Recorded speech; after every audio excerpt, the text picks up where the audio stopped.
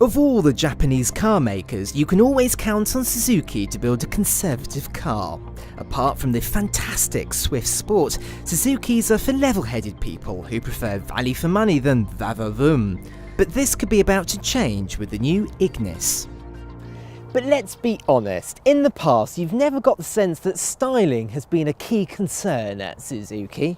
Chief examples have been the Baleno, the Alto, and the really quite awful X90.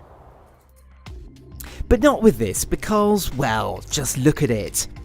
It's fun, it's distinctive, and it's appealingly Japanese and weird.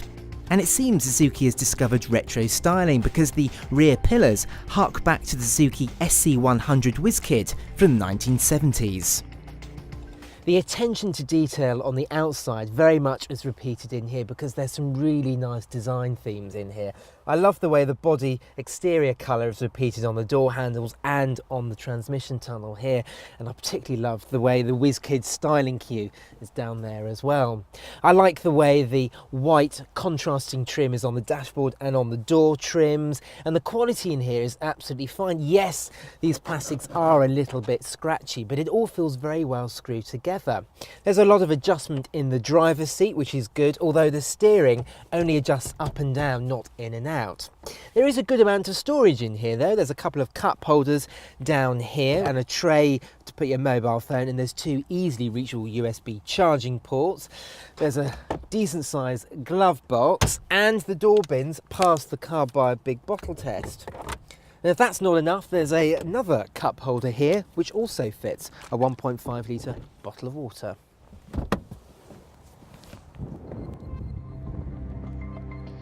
There are 3 trims on offer, but the mid-spec SZT is our pick of the range with its 16-inch alloys, roof rails, Bluetooth, sat-nav and a reversing camera. But no matter which version you go for, there's a colourful mixture of interior plastics giving a youthful look. The young families are going to really like the Ignis because there's ISOFIX points for both seats back here, and adults are going to like it as well because there's a huge amount of space for a little city car. Now there's a good amount of knee room. That seat is set up in my driving position. I'm just over 5'10", but the big thing back here is the amount of headroom thanks to the boxy dimensions. Look, I've got loads of it. Now the entry-level Ignis comes with 5 seats, but the mid-level trim and upwards has 2 seats back here, but they are individually adjustable, so you can have not much room for your knees and a big boot, or vice versa. But it's only the top trim level comes with rear electric windows. The 2 other models come with, look at this, keep fit windows. You don't see that very often. Now despite the SUV styling, this still is very much a city car and one with a small boot. Having said that, the amount of space you've got is pretty good for the class. Now it's much larger than cars like the Renault Twingo, and despite there being quite a drop down into the boot floor, but the space is very usable. If I just grab this large weekend bag, you could easily fit probably about 4 of those in there, and if you want to make the space larger, you can fold down the rear seats, and that is a pretty good amount of space for a city car. Under the bonnet is all very straightforward. There are just 2 engines, an 89 brake horsepower 1.2 litre petrol, or the same engine mated to an electric motor to create what Suzuki calls a mild hybrid. There's also the option of 4-wheel drive, manual and automated manual gearboxes. This is the 1.2, and actually it's the same engine you'll find in the Suzuki Swift and Baleno. And whilst it's not particularly clever, it's 4 cylinders as opposed to 3, and there's no turbocharger, it's just a really sweet and pleasant little engine. It's really revvy and punchy, and when mated to this excellent little 5-speed manual gearbox, it makes for a really fun and entertaining driving experience. So behind all the wacky styling, it's all very straightforward and pleasant. It's pretty economical too. Over 400 miles, we averaged 51 mpg from this 1.2, and that's compared to a claimed 61 mpg. The hybrid is the greenest though, with CO2 emissions of 97 grams per kilometre and claimed mpg of 65.7, and 4-wheel drive only bumps up these numbers by a tad.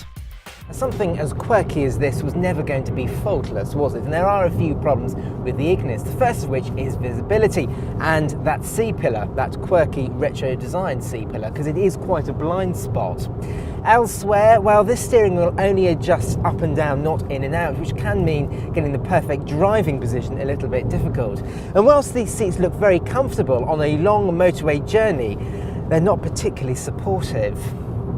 What else? Well, whilst the steering is absolutely fine on the motorway, around town it's just a little bit rubbery, it's just very imprecise. And it's this infotainment system. Now, it's not the same system Suzuki uses in the Baleno or the Vitara, it's a bought-in Pioneer system, and the graphics are just horrible. And it does this. I haven't seen something like that for years. It's a type of thing that people used to put in their modded Citroen Saxos in the early 2000s. It's very naff. Now, there may be a few flaws with the Ignis, but they don't take away from the fact that this is a tremendously fun and desirable little city car.